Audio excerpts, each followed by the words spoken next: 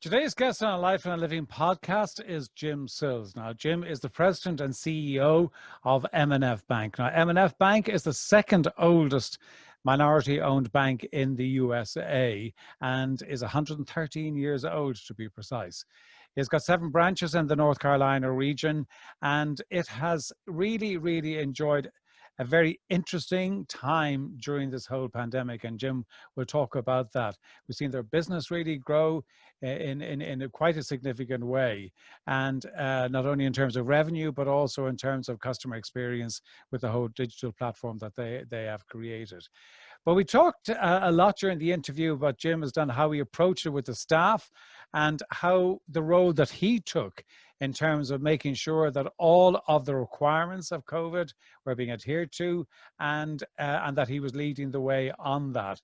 And really, you know, you said it was interesting that, you know, that they set up the regular communication, which would have been, you know, more regular than prior to COVID, and the impact of that. He really does attribute a lot of the business growth to that frequency of meetings and that frequency of contact, which is really, you know, something that you take in. But we do talk about the, you know, the positives and the negatives and how he managed, and also how he manages to keep himself sane through all of that. So I'm very grateful to Jim for joining us on the podcast, and I know that you will listen to the great story that Jim has to talk about his role and also the performance of M&F Bank during this period.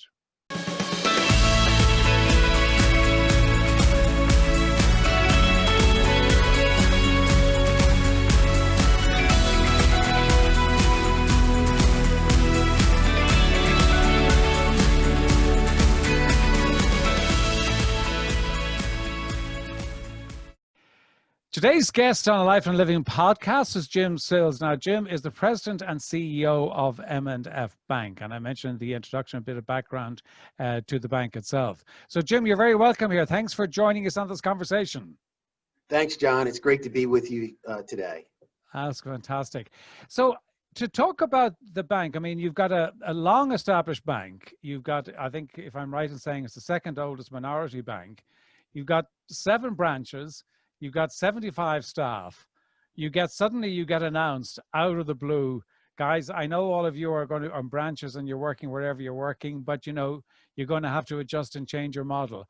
How did you manage to adjust? Because that's not a small little kind of rowing boat that you could just change direction quickly. That's quite a lot of mass. You know, John, we're in a regulated industry, and all banks were required to have a pandemic plan. So we had to pull out our pandemic plan, even though it was about 12 years old, because we never thought we would ever have to pull out our pandemic plan. And so it was, we had to adjust very quickly. We had to get the PPE equipment. We had to revise our HR policies. We had to think through social distancing. We had to make adjustments on our branches in terms of closing them all and having all of our customers go through our drive-throughs and utilize our ATM. So we had to just take a step back and say, how do we conduct business during this event, this pandemic event? But everybody adjusted fine, and I was really pleased with how we adjusted. And what were the big adjustments that you had to make? Because I'm sure there were some that kind of fall into the category of, yeah, okay, so we've got to move this from A to B and do that. But I'm sure others were, you know, particularly customer facing, because you're also changing the habits of your customers, aren't you? It's not just how you operate, but it's also how your customers operate. So what would you say were the big adjustments? I would say the biggest adjustment is not seeing the customers face to face. Yeah.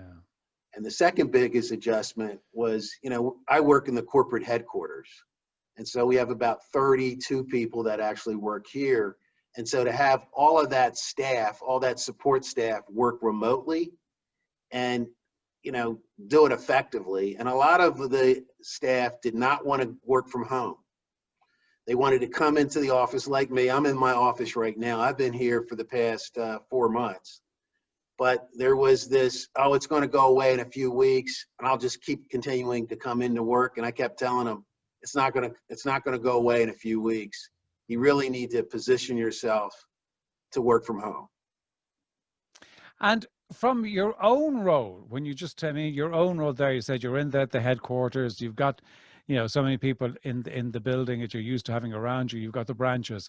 How did you, you know, what adjustment did you have to make to how you operate as the president and CEO? Yeah, great question. You know, I really had to take a longer term view on this whole pandemic event. I never thought it was going to be a matter of weeks or it was going to go away in the springtime or go away in the summertime. So I had to make sure that I was always positive when I was interacting with our customers, our board, and our employees. And I always did a kind of a health check, health and mental check with our employees. And we started doing twice weekly staff meetings at 8:30 every Tuesday and Thursday. And we've continued that even through the day. And so I think it's a matter of over communicating and making sure people understood, you know, we're behind you, we're going to work with you, and, you know, we got to get this done, but we got to be positive about what we're doing here. Yeah. And did you find that you had to make a lot of adjustments in, and because I mean, like everybody else, you know, you get into the rhythm of your role and you've a, kind of your days kind of has a certain rhythm to it. Did you find that you really had to make significant adjustments to your own rhythm and your own way of doing things? You know, not really. I'm a very optimistic person. I'm very positive. Like I said earlier, I'm a news junkie. And so I was getting, you know, the scientific information, the political information, the anecdotal information. And I was serious that we have to adapt and, you know, we have to conform to this new normal. Mm-hmm. And I was very consistent with that. And we had some employees that pushed back and said, I don't need to wear a mask, or I don't need to practice social distancing. And I had to kind of become the pandemic cop. Yes, we're going to have to do this. Yeah, absolutely. And you're talking there about, and I think that in the series of interviews that I've been doing with leaders, I mean, everyone talks about, you know, the communicating and kind of that you can't over communicate. But I know from work that I do with teams in various organizations that sometimes they felt that that there was kind of a little bit of too much kind of dropping in and too much kind of having contact. And it felt in some ways as if either their manager was micromanaging them or wasn't trusting that they were doing the work. And it's a very tricky balance to get the balance of that right. I'm just wondering, how did you manage to strike the balance between the two? I just took a different view, and my view was more of a big picture view. I think it's important that, you know, we support our employees and not micromanage them, because they were balancing a lot of different things in their lives. They were balancing the pandemic, the schools were shut down, they were working from home, kids were running behind them, and, you know, all these different Zoom calls. And so I think it was real important to just say, we'll get through this, have a longer term view, be big picture. As long as the work is getting done and we're actually supporting our customers, we're going to be okay. Mm. And, you know, I mean, you talk about the, because I think that for some people, I mean, you know, for many people, if you're, you know, where you've got young kids, where you said, you know, people, you know, trying to do the homeschooling, trying to do everything. I mean, it just, I mean, thank God I'm beyond the stage where I have young children. I just don't know. I mean, I don't think I would have fallen into the category of one of those people that would have managed it well, to be perfectly honest with you. But, you know, you kind of see, and I've seen people like that, I mean, really tough. How did you and how did the bank, you know, support your people working from home? Because it's not that simple. It's not, and there was a little bit of an adjustment period, and there were some employees that just still wanted to come into the office. But you know, again, we really stressed that this was going to be a significant event, and we're concerned about their health, but also their mental health. Mm. And, you know, we want them to recognize that, you know, we're all in this together, and we're happy to work with them and to support them. And so one of the things that we did, John, was we did a survey, and just to make sure we were covering all the bases, in terms of, do they have the right equipment? Do they have the right PPE? Are they comfortable with the new hours? You know, are they, do they think we're doing enough in terms of cleaning the branches? And so that information helped us, that feedback helped us even make better adjustments. And they knew that, you know, we were supportive and we were trying to do the right thing. It must also have helped them as well to know that the bank, in terms of the business, that the business was actually going very well during that time. That must have been a really positive message, was it? It was, you know, we have been meeting twice a week for the past 6 months now, a little over 6 months. And I think there's a correlation between the increase in business and the frequency of meetings. There are some companies that were meeting every day, and I just think that was a little bit of overkill. But I can tell you the staff is more knowledgeable about what's going on in the bank, and they're better to communicate with each other, but also with the customer in terms of what's happening. We traditionally would only have a once a month staff meeting with all staff. And so compare that with 8 times a month versus once a month. I think that has something to do with why the bank is doing so well. We've really been transparent in terms of what we're trying to do, the new accounts we're bringing in, what we're telling the customers. We've also received a lot of media attention. So we've been able to explain to our associates kind of what's going on in the marketplace. Why are people banking with us? And so when they're on the phone or via email, they can kind of reiterate some of the messages that myself and the management team are communicating to them about what's going on and why companies and nonprofits are supporting us. Yeah. And we were saying beforehand that, you know, as a, you know, thankfully, kind of one of the positive consequences of the whole George Floyd issue was that, you know, it brought a focus on banks like your own, and that's really been positive, isn't it? It has. So there is a little bit of a silver lining. You know, we're going through what I call a quadruple pandemic. It's a health pandemic. It's an economic pandemic. It's a racial pandemic, and we got all those things kind of going. A political pandemic. Yeah. We got all those things kind of going on at the same time. So it's really important that we just take it easy and get through it, and you know, just stay positive and let people know that, you know, we're here to serve. We're here to work with our communities, and you know, whatever we can do, we're here to help people. And we also, when all this was going on, we were doing the PPP loan program. Of course, yes. We were also doing loan deferments. We were also entertaining a lot of questions from our customers about how to do X, Y, or Z. We were also changing some of our digital banking options. So all of that was kind of going on all at the same time. And I'm just pleased that, you know, the customers adapted, our management team adapted, and the, you know, and the associates adapted very well with all these confluence of events happening at the same time. Yeah, I mean, it's an extraordinary cocktail, isn't it? I mean, who could have predicted? Nobody could have. When you look back on it now, I mean, and okay, we're far from being out on the other side of it, but if you look back over the last 6 or 7 months, you know, are there things that you would do differently if you had your time over again, or we say no, by and large we're fine? You know, that's a great question, John. I'd say the biggest thing that I probably would do a little differently is we did a lot of outreach with our customers, but I think we could have done more. We were sending emails. We were calling them on the phone. We were doing Zoom calls. We were giving them education about the SBA PPP program. We were doing outreach to nonprofits. We were talking with political leaders. But there was a demand for us to do more. We couldn't do everything. We couldn't participate in every event because there's only so many people and so much time. But I would say if we had done a little more of that's something we probably could have done a little bit more of, is over communicate even more. Yeah. And again, looking back on it, I mean, what did you learn probably about yourself? Because I mean, let's face it, you know, the word unprecedented gets bandied around an awful lot, but by God, in this situation, it is true. I mean, what did you learn about yourself and your role and also your team during this time?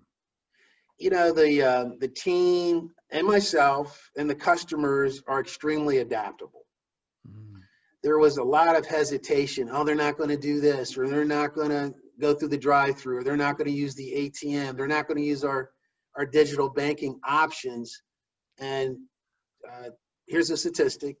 Our digital banking options, including, you know, online banking and mobile banking, the usage of it is up 30% since January. Wow. And we're trying to get it up even higher. We got a lot of complaints from some of our older customers, because some of our senior customers, because they said, I like coming into the bank. Mm. And so we had to really just tell them, you can't come in, it's appointment only, and you cannot make an appointment to cash a check. And so there was a whole lot of education of what we'll do and what we won't do in a given situation. But looking back, I would say people have adjusted to our digital banking and kind of the new normal. And so I'm pleased that, you know, they adjusted. Yeah, I suppose in every business, particularly where the public are coming in, there's a certain group that come in for social reasons and for social contact, and there's not a lot you can do about that. Again, looking back, I mean, you mentioned some of the positive impacts in terms of the business, which is fantastic. But if you look back, what would you say are the other positive impacts, and what are some of the negative impacts that has come from the whole COVID experience? A couple of positives would be the adoption of the digital banking. Mm.